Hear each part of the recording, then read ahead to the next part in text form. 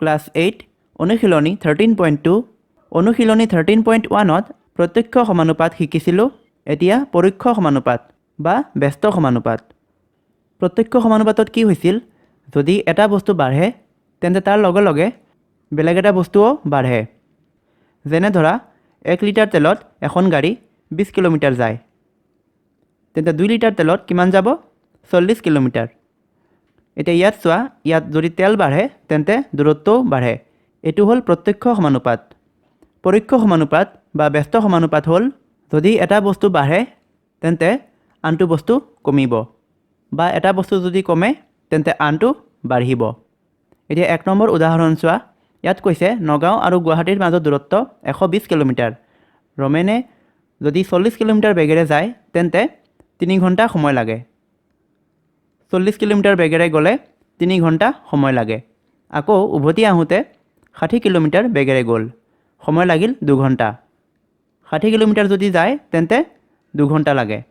এতিয়া ইয়াত চোৱা, ইয়াত বেগ বাঢ়িছে, সময় কমিছে। 2 নম্বৰ উদাহৰণ চোৱা। কোনো এটা কাম কৰোঁতে 5জন মানুহৰ 18 দিন সময় লাগে। মানুহ 5জন, সময় লাগে 18 দিন। ইয়াত 10জন মানুহ লগাই দিছে, গতিকে আমাক লাগিল 9 দিন। 5জন মানুহক লাগে 18 দিন, যদি মানুহ ডাবল কৰি দিওঁ তেন্তে সময় লাগিব তাৰ আধা। তাৰমানে ইয়াত চোৱা, মানুহ বাঢ়িছে, সময় কমিছে। এইটোৱে হ'ল ব্যস্ত সমানুপাত। এতিয়া আৰু এটা বস্তু মনত ৰাখিবলগীয়া, সেইটো হ'ল আগতে আমি যদি প্ৰত্যক্ষ সমানুপাত হয় তেতিয়া আমি লিখিছিলোঁ x/y = x1/y1। এতিয়া ব্যস্ত সমানুপাতৰ কাৰণে আমি লিখিম x × y = x1/y1।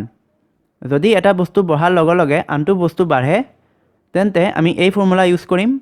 আকৌ এটা বস্তু বঢ়াৰ লগে লগে যদি আনটো বস্তু কমে তেন্তে আমি এই ফৰ্মুলা ইউজ কৰিম। এতিয়া আহোঁ অনুশীলনীলৈ। 1 নম্বৰ দিছে, তলৰ উক্তিবোৰ ব্যস্ত সমানুপাত হয়নে নহয় লিখা। এটা কামৰ বাবে প্ৰয়োজন হোৱা কৰ্মীৰ সংখ্যা আৰু কামটো সম্পূৰ্ণ কৰিবলৈ লগা সময়। কৰ্মীৰ সংখ্যা আৰু সময়।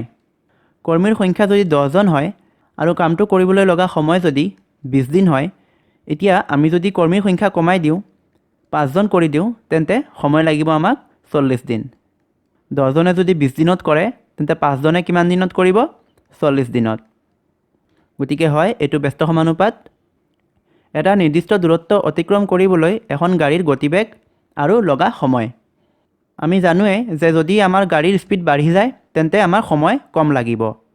যদি গাড়ী এখন লাহে লাহে যায় তেন্তে সময় আমাক বেছি লাগিব। গতিকে স্পীড বাঢ়িলে সময় কমিব, আৰু যদি স্পীড কমি যায় তেন্তে সময় বাঢ়িব। গতিকে এইটোও হয় ব্যস্ত সমানুপাতত।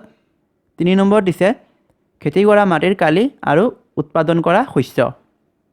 এতিয়া এইখিনি ধৰা মাটি আছে, ইয়াত যিমানখিনি শস্য উৎপাদন হ'ব, যদি আমি মাটিৰ কালি বঢ়াই দিওঁ, ধৰা ডাবল কৰি দিলোঁ, তেন্তে শস্যও ডাবল উৎপাদন হ'ব।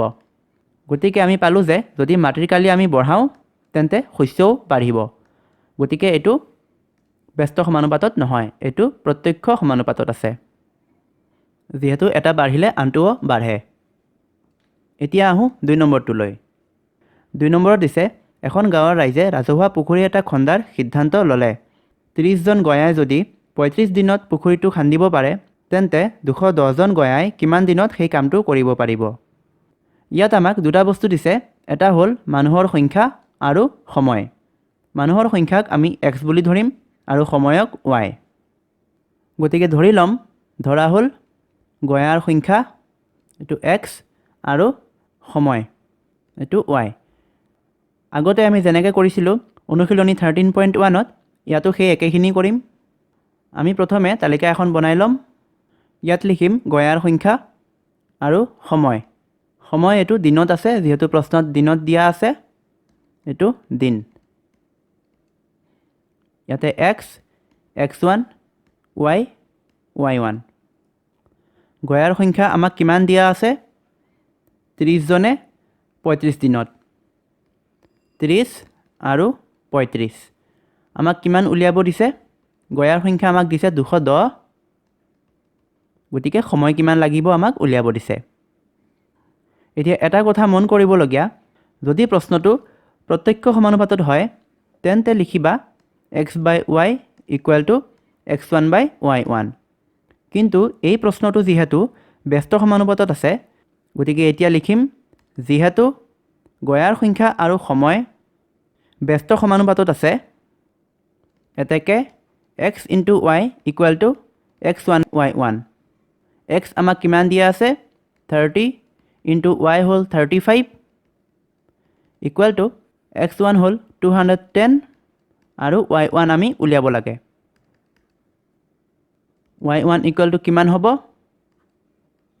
30 * 35 / 210 7 কাটাকাটি কৰা 7 5 গুণ 35 আৰু 7 3 গুণ 21 যেহেতু ইয়াত শূন্য আছে শূন্য 30 কাটাকাটি গ'ল ওপৰত থাকিল 5 গতিকে y1 আমি কিমান পালোঁ 5 গতিকে y1 আমি কিমান পালোঁ 5 কিমান দিনত সুধিছে গতিকে আমি লিখিম এতেকে 210 জন গয়াৰ 5 দিন লাগিব আৰু এটোৱে আমাৰ উত্তৰ এটো আছিল 2 নম্বৰ আমি নেক্সট ভিডিঅ'ত 3 নম্বৰ আলোচনা কৰিম গতিকে আজিলৈ এইখিনিয়ে ধন্যবাদ